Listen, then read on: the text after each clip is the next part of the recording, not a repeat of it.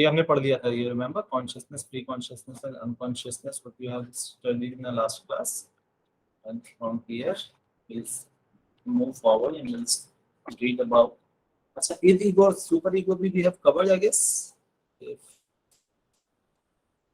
हमने कवर किया था क्या id ego और सुपर ईगो? सर कोई भी ऐसा यार, क्योंकि क्लास 12th की ना 2 क्लास होती है, एक आप लोगों की होती है और आपके सीनियर्स की होती है. They are preparing for CBT. कुछ बार ऐसा होता है कि मुझे ऐसा लगता है यार मैंने अभी 2 दिन पहले तो ये कॉन्सेप्ट पढ़ाया था, थोड़ा सा कंफ्यूजन हो जाता है. एंड टेल मी कि so we have not studied it in going super. So जब हम स्ट्रक्चर ऑफ पर्सनालिटी पे साइकोडायनामिक थेरेपी समझने की कोशिश कर रहे हैं गाइस, तो there are 3 primary structural elements of personality which is id, ego and super. अब जब हम इड, ईगो और सुपर ईगो को समझेंगे, कैसे समझेंगे?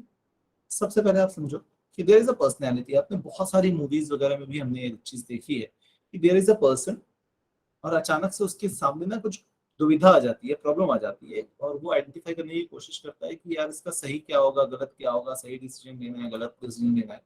और अचानक से ना ऐसे प्रेजेंट किया जाता है कि उसके साइड में ना 2 लोग, उसी के 2 रूप निकल के आ जाते हैं. एक जो होता है जो थोड़ा सा डेविल साइड दिख रहा होता है, उसके सिंग होते हैं, डेविल दिख रहा होता है. और दूसरे साइड में क्या होता है, उसी बंदे का एंजल वर्जन. देखा है आपने कभी किसी मूवीज में इस तरीके? कार्टून में होता है.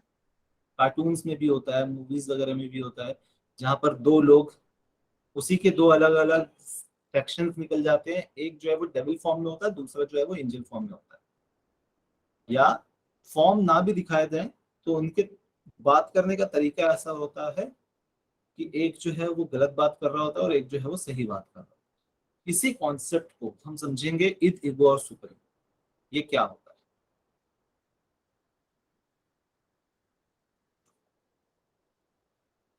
सबसे पहले समझते हैं इद. ठीक है, इद का मतलब ये होता है, इद है असल में डेविल, जो डेविल साइड है. अब डेविल साइड वाली जो पर्सनैलिटी उस बंदे की होगी, वो क्या सोच रही होगी कि यार मुझे ये चीज चाहिए, अगर मैं किसी शॉप में गया हूँ, मुझे कोई चीज पसंद आ रही है, तो मेरा डेविल बोलेगा कि उठा ले. ठीक है, ले ले और घर चले जा. उठा ले और घर चले जा, खरीद नहीं रहे हैं अपन, ले ले और घर चले. ठीक है, ये कौन बोलेगा? ये डेविल बोलेगा. मोरालिटी उसमें उसको मतलब नहीं है, फाइनेंसिस से मतलब नहीं है, उसको सिर्फ इस बात से मतलब है कि जो मुझे चाहिए वो सामने रखा हुआ है और मैं इसको ले लूंगा. ठीक है, तो वो डेविल जो है वो हमेशा किस प्रिंसिपल पे काम करेगा? प्लेजर प्रिंसिपल पे काम करेगा. प्लेजर सीकिंग है, उसको मजा आना चाहिए जो वो कर रहा है. ठीक है, सो ईद वाली जो पर्सनालिटी होती है वो हमेशा प्लेजर सीक करती है. तो अगर कोई स्कूल में कोई बुली है और उसको मजा आ रहा है बुली करने में, और उसको सिर्फ प्लेजर से मतलब है, उसको इस बात से मतलब नहीं है कि बंदे को अच्छा लग रहा है, बुरा लग रहा है, उसकी मेंटल हेल्थ पे इशू आ रहा है, या उसके लिए प्रॉब्लम क्रिएट हो रही है. इस बात से उसको बिल्कुल मतलब नहीं है. उसको बस इस बात से मतलब है कि मैं जब बुली करता हूँ किसी को तो मुझे मजा आता है. ठीक है, सो एक व्यक्ति के अंदर इद भी होता है, ईगो भी होता है और सुपर ईगो भी होता है. इद जो है वो हमेशा उसको ये बात करता है उस बंदे के दिमाग में, वो बोलता है कि यार प्लेजर उठा ले, जो जिस भी चीज में प्लेजर मिल रहा है, if something is giving you pleasure, just seek it irrespective of the morality behind it. Whereas जो सुपर ईगो है, which is the angel side of that particular person, ये क्या बात करेगा? ये बात करेगा, ये बोलेगा कि नहीं यार ये सही नहीं है, या ये सही है या गलत है. तो मोरालिटी पे बात करेगा. किसी को छेड़ना सही नहीं है, उससे अच्छा आप उसको जाके प्यार इज्जत से उससे बात करो, इज्जत से उससे पूछो, उसको उसको पूरा प्रोसेस फॉलो करो पटाने का. वेरस ईद क्या बोलेगा कि यार तुझे पसंद आ रही है, जा और प्रपोज मार. नहीं अगर मानती है तो फिर उसको जबरदस्ती उसका पीछा करो, परेशान करो, अलग अलग नंबर से कॉल करो. ये सारा ईद बोलता है. ठीक है, क्यों? क्योंकि वो प्लेजर सीख करना चाह रहा है. सुपर ईगो क्या बोल रहा है कि there has to be a morality behind your actions और बिहेवियर. कुछ ना कुछ मोरल चीज होनी चाहिए. सो मेंटल फंक्शन जो है उसको कैसे गवर्न कर रहा है, मोरालिटी से। So super ego works on a morality principle, ठीक है। इन दोनों के बीच में एक बंदा होता है जिस जो एक चीज है जो है ईगो। ईगो क्या करता है, ego is not something which we generally understand कि यार ये ना इसमें बहुत ईगो आ गया, इसमें बहुत ईगो है इसलिए मुझसे बात नहीं कर, ठीक है। बट ईगो क्या है, ego is basically a place जो ईद को भी सुन रहा है, सुपर ईगो को भी सुन रहा है, अपना भी थॉट प्रोसेस उसमें लगा रहा है, अपने एक्सपीरियंसेस ऐड कर रहा है, और उसके बाद डिसीजन कर ले रहा है कि मुझे कैसा बिहेवियर करना है।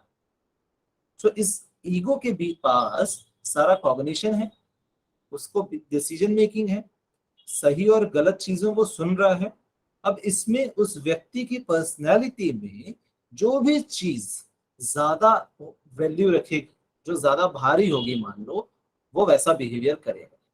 अब अगर उसका इद भारी है तो वो प्लेजर प्रिंसिपल पे ज्यादा काम करेगा, अगर उसका सुपर ईगो भारी है तो वो बहुत ज्यादा मोरल प्रिंसिपल पे काम करेगा, और अगर उसका ईगो स्ट्रांग है तो वो दोनों चीजों को कंपेयर करके डिसीजन लेगा कि अच्छा ये चीज मेरे लिए फायदेमंद है या नहीं है, सोसाइटी के लिए फायदेमंद है या नहीं है, मेरी फैमिली के लिए फायदेमंद है या नहीं है, किसी का इसमें नुकसान हो रहा है या नहीं हो रहा है, अगर जिसका नुकसान हो रहा है मुझे उस नुकसान से मतलब है या नहीं है।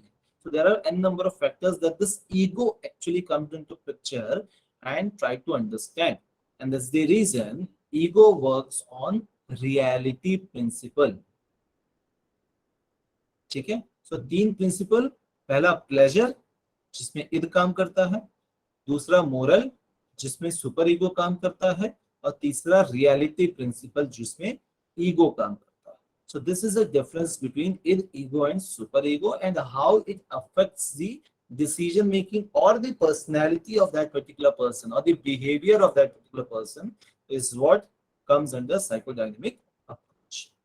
यहां तक किसी को कोई क्वेश्चन?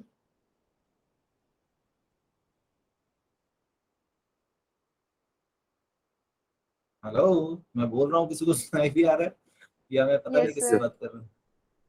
ओके। ऐसे तुम रिस्पॉन्ड नहीं करते तो ऐसा लगता है कि अच्छा शायद इंटरनेट खराब है, या हैंग हो गया है सिस्टम, या मैं कंप्यूटर स्क्रीन से बात कर रहा हूँ लगातार, ऐसे बोलते रहते हैं, ठीक है। तो ये आया समझ में? अब ये क्योंकि समझना इसलिए जरूरी है क्योंकि इस कॉन्सेप्ट को हम आगे भी पढ़ेंगे। इस कॉन्सेप्ट को आप चैप्टर नंबर 5 में भी पढ़ोगे, चैप्टर नंबर 4 में भी पढ़ोगे, इसलिए बताओ कि ये कॉन्सेप्ट ठीक से समझ में आ रहा है या नहीं आ रहा है, इसमें किसी को कोई डाउट या क्वेश्चंस ऐड करना है, या अपना एक्सपीरियंस किसी को ऐड करना है, कोई एग्जांपल अगर आपको इसमें ऐड करना चाह रहे हो, है ऐसा कुछ? सर सुपर ईगो एक बार और आप बता दीजिए तो। ओके। तो सुपर ईगो किस प्रिंसिपल पे काम करता है? Morality. Morality principle. Morality principle का मतलब होता है मोरल वैल्यूज। मतलब ये जो प्रिंसिपल है ये उस बंदे को ये बताता है कि इस चीज जो आप बिहेव करने जा रहे हो, या जो आप जिस बारे में सोच रहे हो, वो सही है या गलत है, मोरली सही है या गलत है, ये करना चाहिए या नहीं करना चाहिए, इससे क्या किसी का नुकसान तो नहीं हो रहा है, किसी का फायदा हो रहा है या किसी का नुकसान हो रहा है, किसी को हर्ट हो रहा है या नहीं हो रहा है। तो अगर किसी को हर्ट हो रहा है तो आपका सुपर ईगो बोलेगा कि नहीं यार, it is hurting someone, please don't do that. Whereas आपका ईद बोलेगा यार उसको हर्ट होता है तो मुझे कोई मतलब नहीं है, मुझे प्लेजर मिल रहा है तो लेट्स डू दिस, ठीक है। So super ego works on the moral principle, morality पे ज्यादा काम, मोरल वैल्यूज पे ज्यादा काम, ठीक है। तो मुझे भी अच्छा लगना चाहिए, दूसरों को भी अच्छा लगना चाहिए, मैं अपनी खुशी के लिए किसी और को परेशानी में नहीं डालूंगा। This is what moral principle is, ठीक है।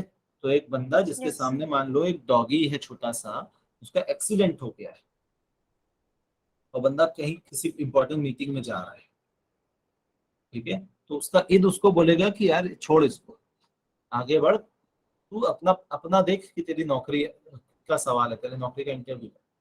मेरा सबका सुपर ईगो बोलेगा कि अरे यार बेचारा, इसको डॉक्टर के पास ले जाना चाहिए, और ईगो उसके बीच में आएगा, और ईगो फिर कैलकुलेट करेगा कि अच्छा इसमें कोई और भी आ रहा है क्या। अब अगर ईगो जो है वो, अगर ईद ज्यादा स्ट्रांग होगा तो वो ईद की सुनेगा, अगर सुपर ईगो ज्यादा स्ट्रांग होगा तो सुपर ईगो की सुनेगा। और इसलिए हर व्यक्ति की पर्सनैलिटी में जब बात आती है तो कुछ ऐसी चीजें होती है जो हर व्यक्ति प्लेजर के लिए कर रहा होता है, तो हम समझ सकते हैं कि इसका इद स्ट्रांग है। कुछ ऐसे लोग मिलेंगे आपको जो मोरल प्रिंसिपल पे ज्यादा काम करते हैं, तो आप समझ जाओगे कि उसका सुपर ईगो पर्सनैलिटी ज्यादा स्ट्रांग है।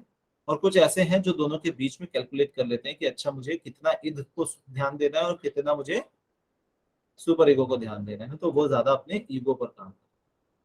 तो ego is not a negative word. Got the point?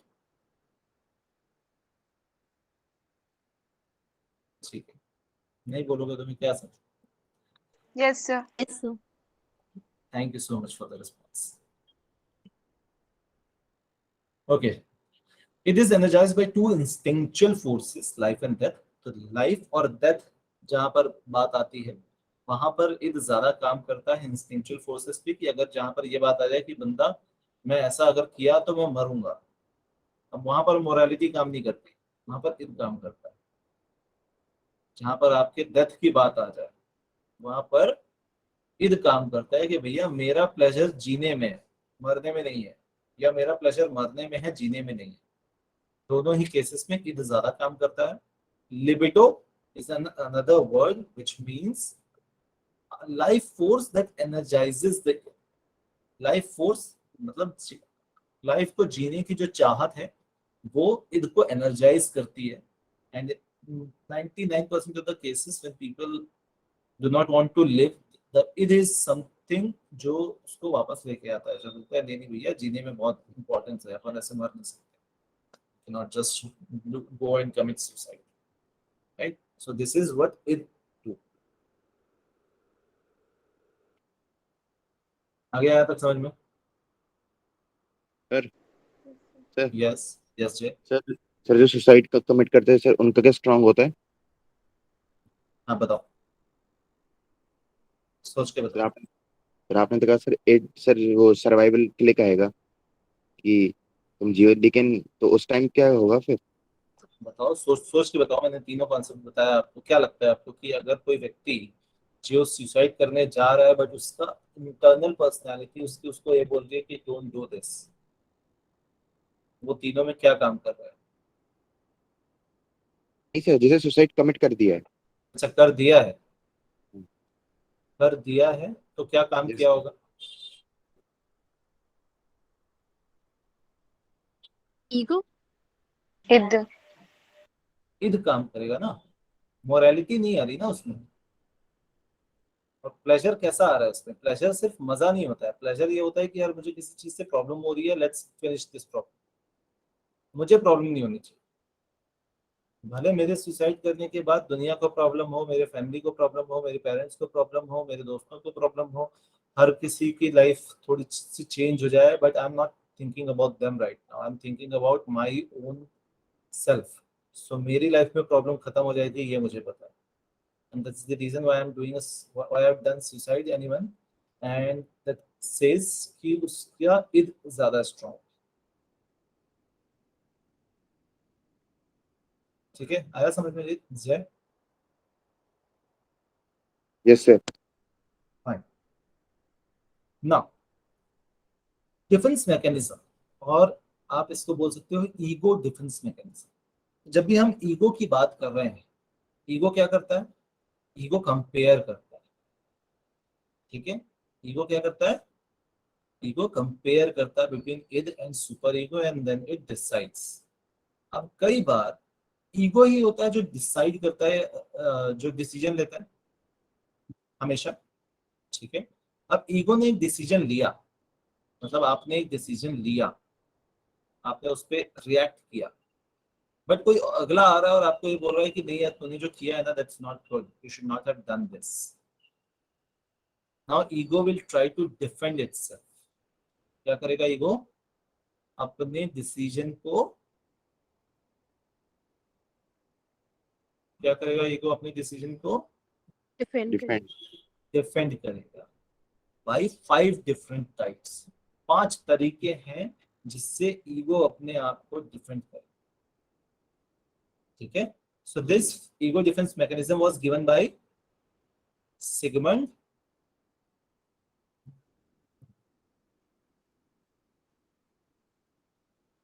Sigmund Freud. Sigmund Freud. कौन है Sigmund Freud? Father of psychology.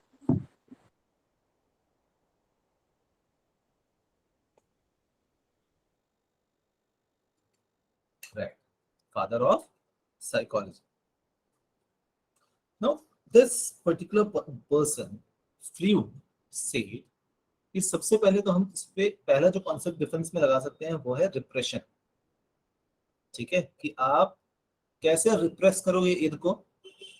आप ईद को अगर आपने कंट्रोल करना है, जो कि आपको बोल रहा है कि भैया आप उठा लो सामान, दुकान में आप गए हो, आपको जो चीज पसंद आ रही है आप उठा ले रहे हो, ठीक है, बट वो कॉन्फ्लिक्ट तो होगा आपके ईद और ईगो के बीच में, होगा या नहीं होगा? आपका ईद बोल रहा है यार ये चीज अच्छी है इसको उठा लो, आपका ईगो बोल रहा है या आपका सुपर ईगो उसके बीच में आ रहा है, बोलता है कि नहीं नहीं दिस इज नॉट मोरल, तो इन दोनों के बीच में लड़ाई होगी, होगी या नहीं होगी? Yes, sir. Yes, sir. ठीक है, अब अगर उसने सुपर ईगो की बात मान ली, उसने नहीं उठाया, तो उसके ईगो में ये चीज चलती रहेगी कि यार वो चीज उठा लेनी चाहिए थी यार, अगर उठा लेता तो ठीक रहता। अब पछताते हैं बहुत सारे डिसीजंस पे, हाँ या नहीं? Yes, sir. ठीक है यार, अगर मैंने उस दिन उससे बात कर ली होती तो शायद कुछ हो सकता था। Yes, sir. Yes, sir. जब आपका झगड़ा किसी के साथ चल रहा है, ठीक है, और आपने करीब पिछले 15 दिन से 20 दिन से उससे बात नहीं करी है, या आपने ब्रेकअप कर लिया है उससे, and then you start thinking some of the other day कि अरे यार इतनी छोटी सी तो बात थी, अगर बात कर लेते तो शायद ब्रेकअप नहीं होता। अब उस समय आपका ईगो जो था उसने डिसाइड कर लिया, ठीक है, बट अब वो जब डिसाइड कर लिया तो अब वो क्या करेगा, वो उसको डिफेंस करने की कोशिश करेगा। तो पहला तरीका हो सकता है रिप्रेस करना, कि मैं अपने इमोशंस को दबा दूं, रिप्रेस कर दूं, भूल जाऊं। मोटिवेटेड फॉरगेटिंग मतलब जानबूझकर किसी पर्टिकुलर प्रॉब्लम को भूल जाना,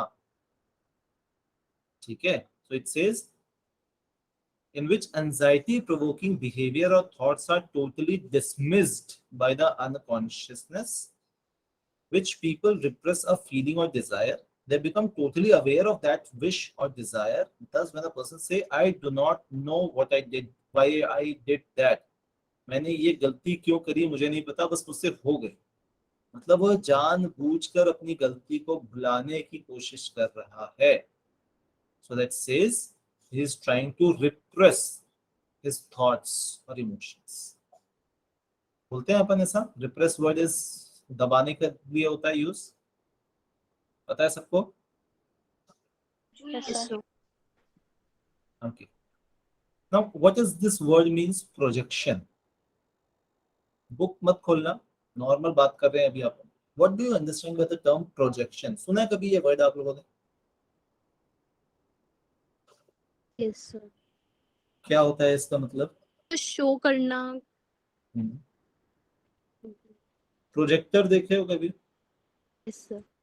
क्या Yes, काम sir. करता है, क्या Yes, काम sir. करता है प्रोजेक्टर? वो सब रिप्रेजेंट करता है एक पर्टिकुलर चीज पे स्क्रीन पे। राइट, तो वो उसके पास एक इंफॉर्मेशन है, उस इंफॉर्मेशन को वो प्रोजेक्ट करता है, दिखाता है, दर्शाता है। कहां पर? किसी दूसरी प्लेटफॉर्म पर, मतलब किसी दूसरे स्क्रीन पर या वॉल पर, ठीक है। प्रोजेक्टर को डिस्प्ले करने के लिए कोई वॉल चाहिए ना, और उस वॉल पे वो क्या दिखा रहा है, जो उस प्रोजेक्टर के पास जो इमेज है वही इमेज तो आगे दिखा रहा है। मतलब प्रोजेक्टर ये बोल रहा है, एक तरीके से समझो कि भैया ये इमेज मेरे पास नहीं है, ये इमेज उस वॉल के पास है जो मैं दिखा रहा हूँ कि देखो वो इमेज तो वॉल के पास है, मेरे पास नहीं है वो इमेज। यही कर रहा है प्रोजेक्टर, प्रोजेक्ट कर रहा है अपनी चीज, ठीक है। So projection is to attribute our own trait to others. Example कि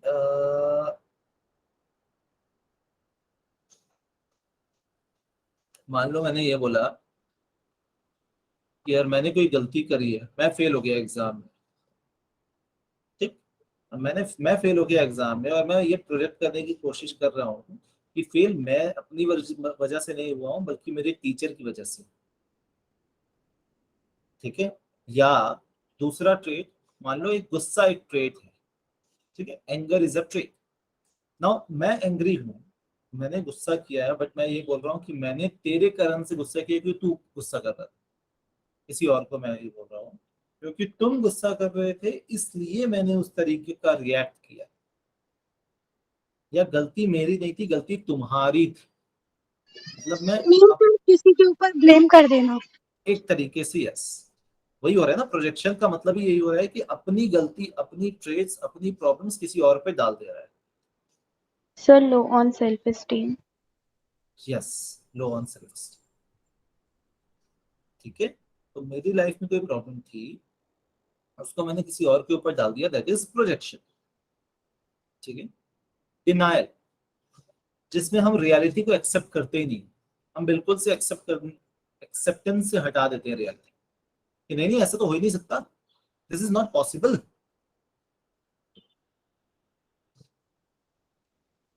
करते हैं डिनायल। अगर मैं ये बोल रहा हूँ कि यार मुझे ना बहुत अच्छा नहीं लग रहा है, ठीक है, आई am not feeling good, I am not feeling happy, और कोई मुझे आके बोल रहा है कि यार हो सकता है you are suffering from anxiety and you should see a psychologist और अ डॉक्टर, और मैं फिर ये बोल दे रहा हूँ तुरंत कि नहीं नहीं यार ये सब बेवकूफी है, कुछ नहीं होता है ऐसा, ठीक हूँ मैं, आई एम गुड। मतलब रियलिटी में है उसको एंजाइटी की प्रॉब्लम, बट वो क्या कर रहा है, उसको डिनाई कर दे रहा है कि नहीं नहीं नहीं मुझे कुछ नहीं है, I am completely fine. So that is denial, जहां पर आप सच्चाई को मानने से मना करते हैं। आपके दिल को पता है कि सच है, बट आपका दिमाग जो है उस सच्चाई को मानने से मना कर देता है। मेरा बच्चा बड़ा हो गया है, this is a fact, but in most of the cases parents do क्या करते हैं, पेरेंट्स मानते हैं इस बात को या नो सर, डिनाई करते हैं। डिनाई करता है।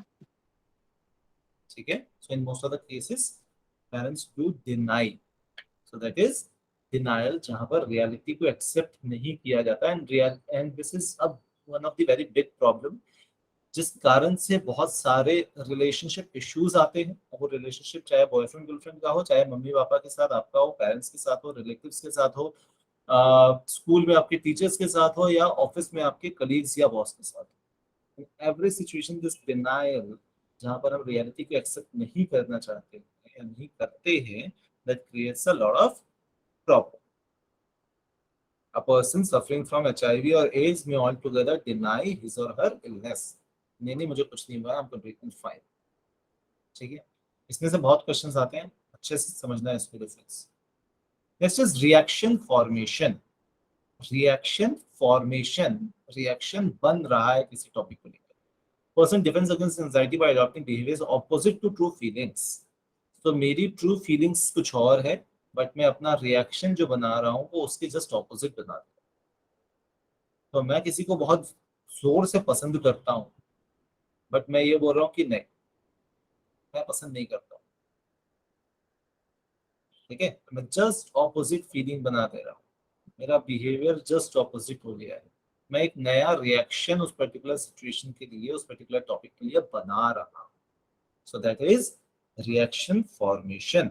सो a person defence against anxiety by adopting behaviours opposite to his true feelings. ठीक है, तो जैसे बुक में दिया रखा हुआ है कि a person with strong sexual urges channels her or his energy into religious fervor is a example of reaction formation। ठीक है, इसके जस्ट ऑपोजिट वो बिहेवियर कर रहा है अपने इमोशंस को दबाने के लिए, डिफेंस करने के लिए। आई बात यहाँ तक समझ में आ गई सबको? Yes sir. कौन कौन Yes, सुन sir. रहा है, कौन कौन सुन रहा है मेरी बात? एक बार can you raise your hands?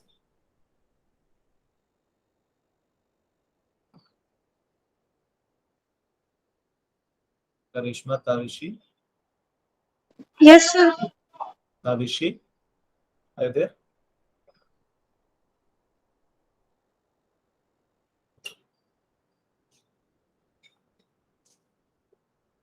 Yes sir.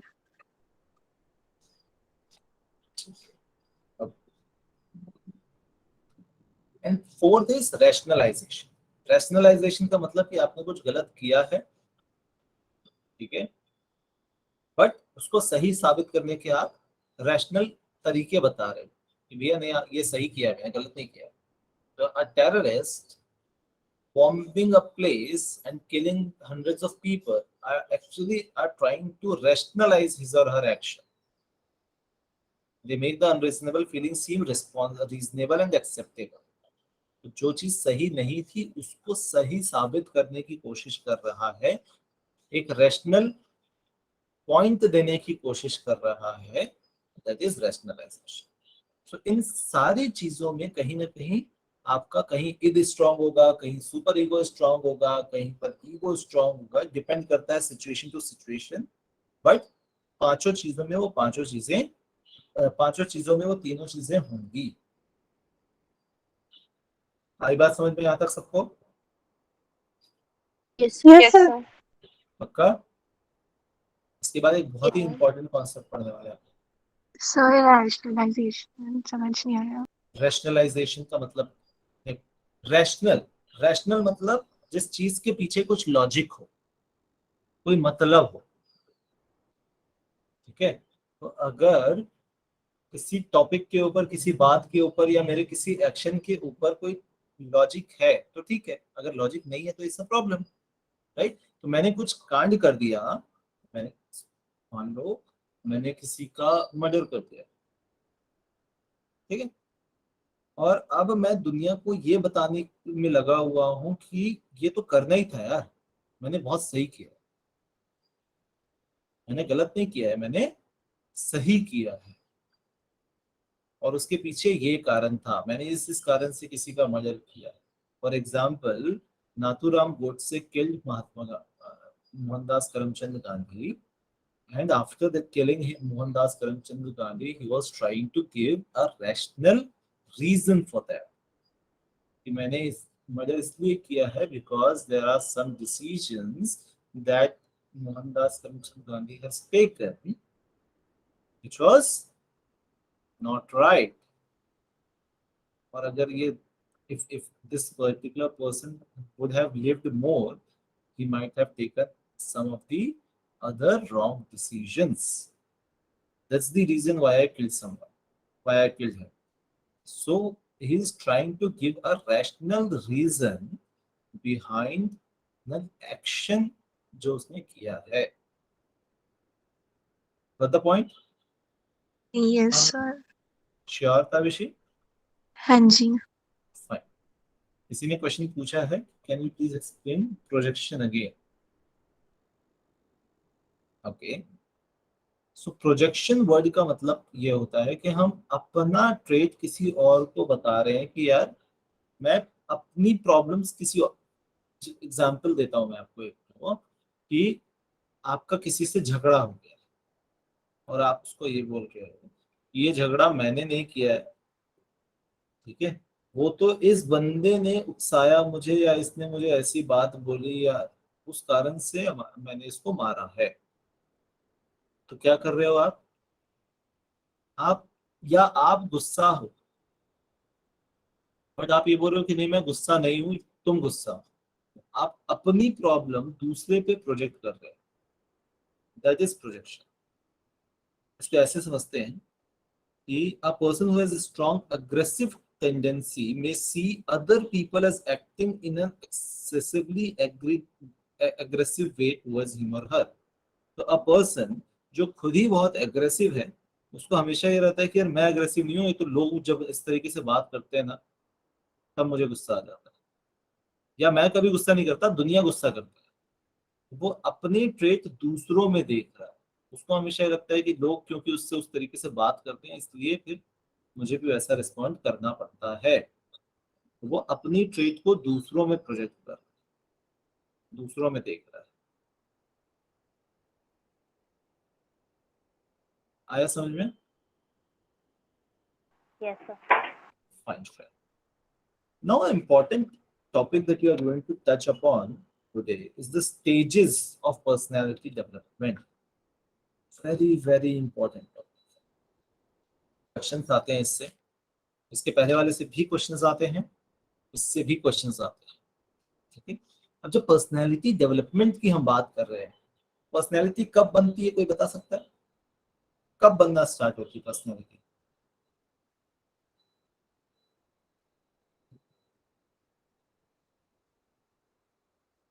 जब तक जवाब नहीं आएगा तब तक आगे नहीं बढ़ेंगे।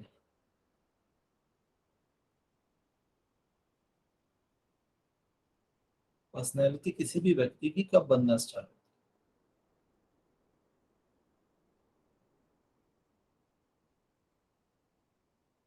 नहीं, So, if we are talking about कि कब बनना start होती है, then we have discussed this earlier also. That from the womb it start developing. Good, yes, absolutely. Social interaction करके शायद। सोशल इंटरेक्शन से होती है, ओके, टेकन। और Just after we are born. Yes, वहां से स्टार्ट हो सकती है, बिल्कुल। और एडोलेसेंस। एडोलसेंस से स्टार्ट हो सकती है, ठीक है, चलो मान लिए। और Effect on a person's life. Sorry Pratibha, Affected on a person's life. अरे इतनी जल्दी क्या म्यूट करने की? आपकी आवाज ही नहीं आ रही, आप म्यूट कर दे रहे हो। If affected on a life of person. If acted on the life of a person, थोड़ा सा इसको डिफाइन कर सकते हो?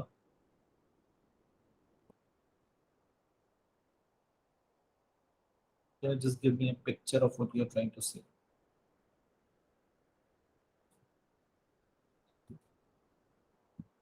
नहीं,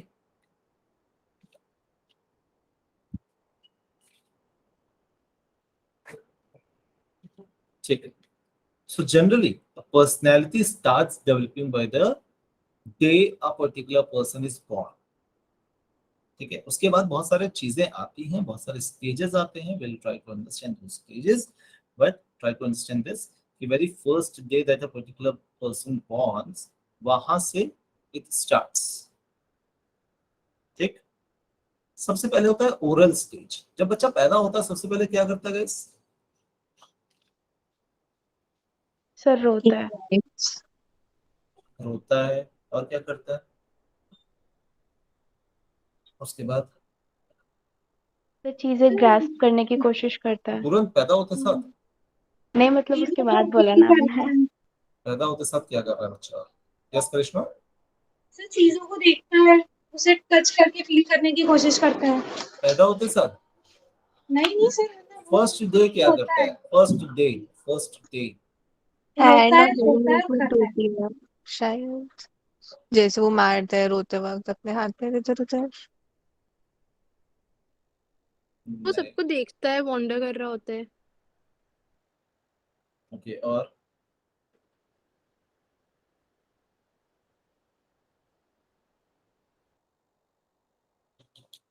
करिश्मा ने कुछ बोला था। Karishma, can you please repeat? Sir देखता है चीजों को आसपास और मतलब रोता है, ऑब्जर्व करता है चीजें, और जो टच करके सेंसेशन। और और सर सोता रहता है और क्या करता और है? बस और कुछ नहीं करता बच्चा? रो गंदगी करता है, चिल्लाता जब है, जब बच्चा रोता है तो क्या किया जाता है उसके साथ? उसको मतलब खाने को फीडिंग। कुछ देता है। सॉरी, जब बच्चा रो रहा है तो क्या किया जा सकता है उसके साथ? Feeding, mother feeding. Feeding, obviously. दूध नहीं पिलाओगे बच्चे को पहले दिन? टच करा लिया, सब कुछ करा लिया, लोगों को दिखा दिया, बट उसको दूध दूध दूध तो पिलाया नहीं किसी ने। अब वो बच्चा और रोएगा ना। हाँ भाई।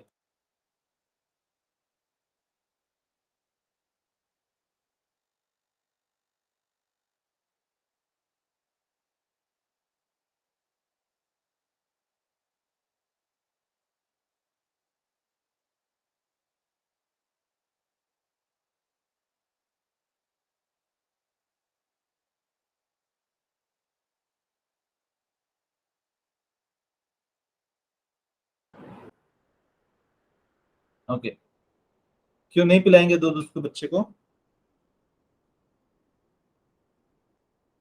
हाँ या नहीं? Yes, sir. हाँ ठीक है, तो सबसे पहले बच्चा स्टार्ट करता है अपनी माउथ से, चीज दूध पीना स्टार्ट करता है, चीजों को मुंह में डालता है, अंगूठा चूसना चालू करता है। ठीक है, तो this particular stage is known as oral stage. ठीक, क्योंकि उसको पता होता है कि अच्छा जब मुझे कोई प्रॉब्लम हो रही है, मुझे भूख लग रही है, अर्चिता सो रही है, जब मुझे भूख लग रही है तो मैं क्या करूंगा? मैं रोऊंगा। जब मैं रोता हूँ तो मुझे दूध पिलाया जाता है और उसके बाद मेरी भूख शांत हो जाती है, मतलब जिस तकलीफ से मैं गुजर रहा था वो तकलीफ मेरी शांत हो गई, तो मैंने रोना बंद कर दिया। ठीक है, तो उसको पता है कि जब भी मुझे इस तरीके की तकलीफ होगी मुझे रोना चाहिए, और जब रोने से मुझे दूध मिल जाता है। ठीक है, दैट इज ओरल स्टेज। उसके बाद जैसे जैसे ये बच्चा बड़ा होता है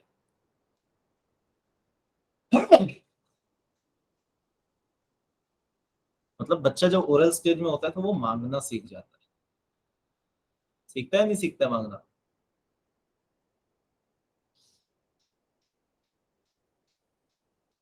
यस सर। सबका संडे मनाने का मूड है क्या? ऐसा लग रहा है। अरे यार सर, एक दिन तो छुट्टी मिलती है उसमें भी बुला लिया अपने क्लास लेने के लिए, यार ये कौन सा तरीका है? ऐसा कुछ No, sir. पक्का? बाकी दिन तो जाते ही है सर, स्कूल दिन भर पढ़ाई करना है, और संडे को भी क्लास ले ले रहे हो, this is not done. Sir मेरा फोन हैंग कर रहा है, sorry. It's completely fine Archita, हमने देख लिया कि आप सो रहे हो। Sir, I was listening. I was just lying and I was listening. I was understanding. आप आप I'm understanding. आपको लग रहा है कि बढ़िया भजन चल रहा है, आराम से सोए रहो ऐसे बिस्तर पे हाथ डाल के, I'm sorry, sir. आराम से चलने दो क्लास, कोई बात नहीं, ओके, कम्प्लीटली फाइन। हम भी ऐसे ही पढ़ते हुए अगर नींद नहीं आई तो फिर क्या पढ़ाई हुआ यार, है ना? Sir, I'm listening. I'm understanding. I'm just lying.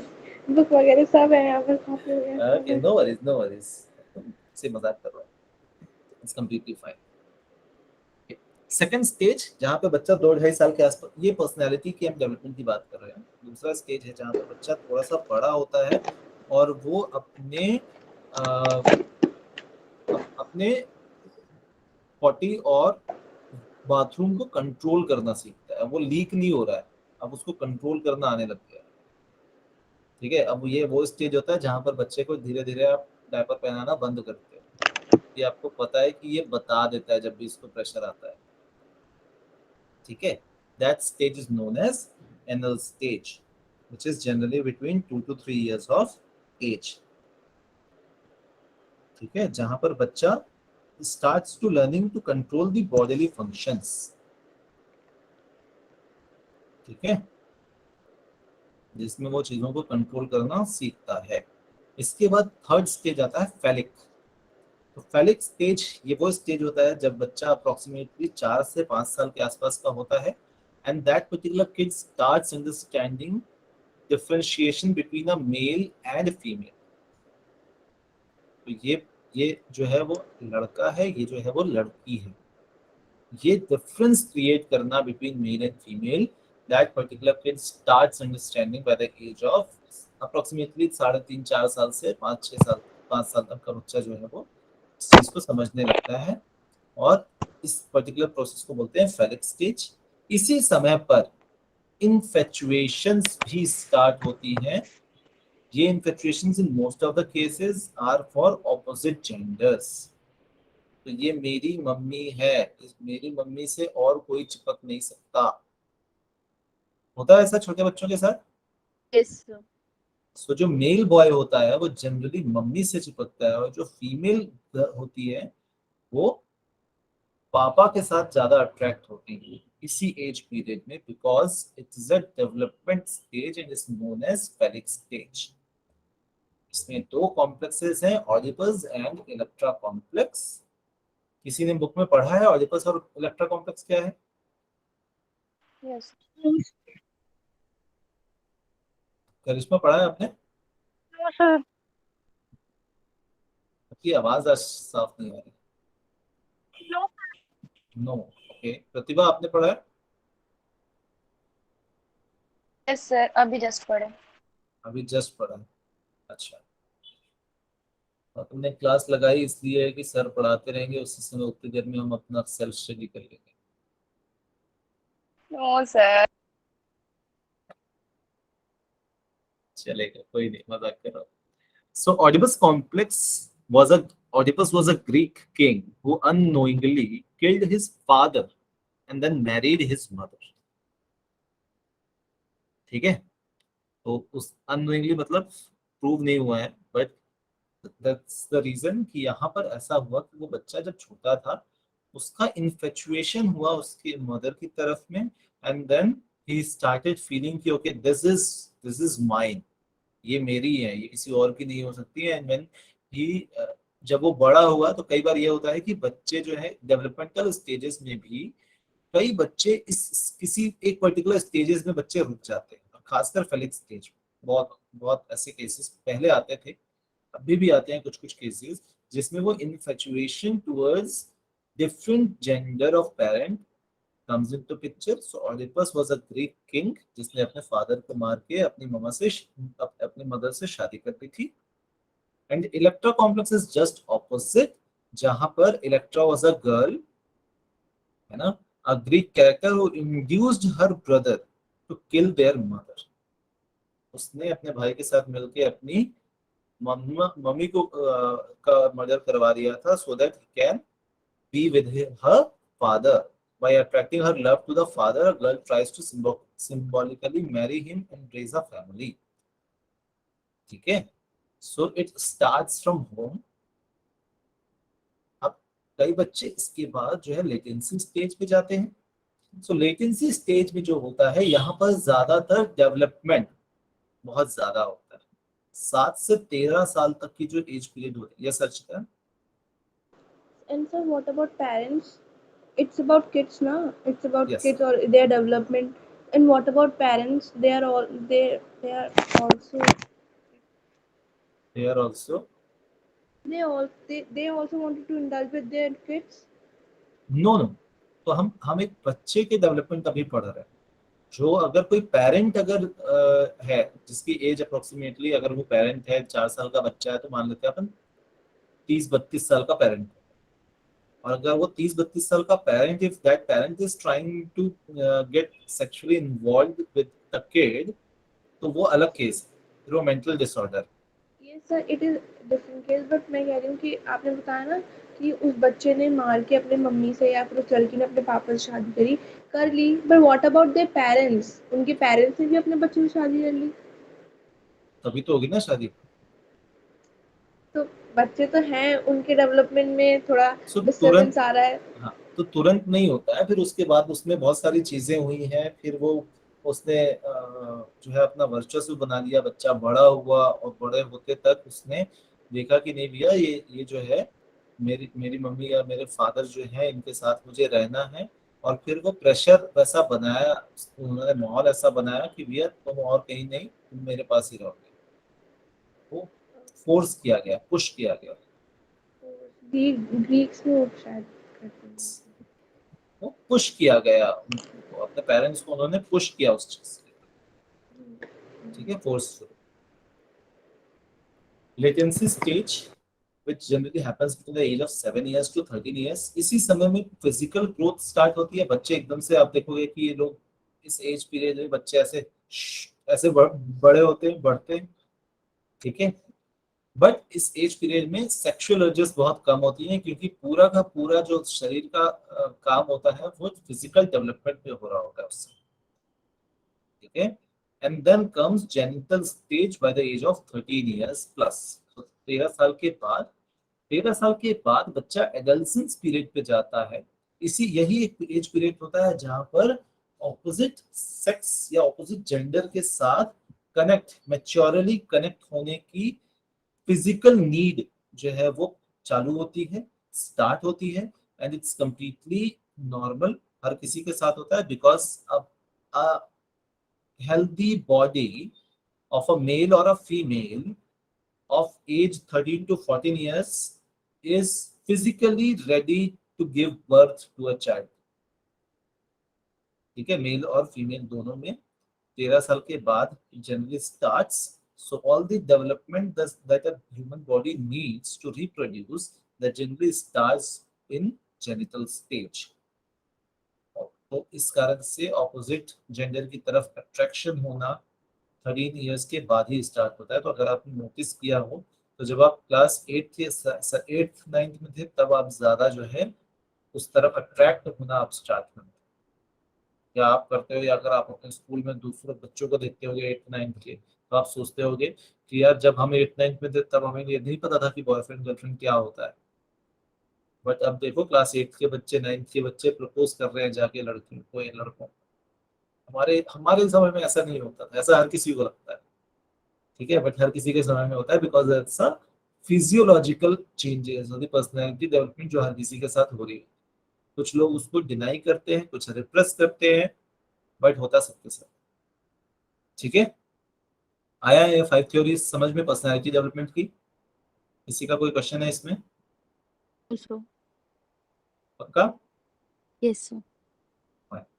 So, by the note of this, we'll end up at today's session and we'll continue from post-Freudian approaches from tomorrow. तो आज हमने क्या साइकोडायनामिक थेरेपी पूरा पढ़ लिया, साइकोडायनामिक अप्रोच पढ़ा है. इस साइकोडायनामिक अप्रोच में पर्सनैलिटी को कैसे समझा जाता है, क्या किया जाता है. From tomorrow will start our post Freudian approach. So Freud के जाने के बाद किस किस तरीके से लोगों ने पर्सनैलिटी को समझा है, उसके बाद we have behavioural approach, then cultural approach, then humanistic approach, and then personality का असेसमेंट. ठीक है, fine. So that's it for the day, guys. Thank you so much. Good night. Goodbye. Good afternoon, sir. Thank you sir. Have a great day. Thank you, sir. Amy, can you please send the PPT of this chapter? Sure, Maria. Bye, sir. Bye bye. Bye-bye. Good night. Bye. Bye.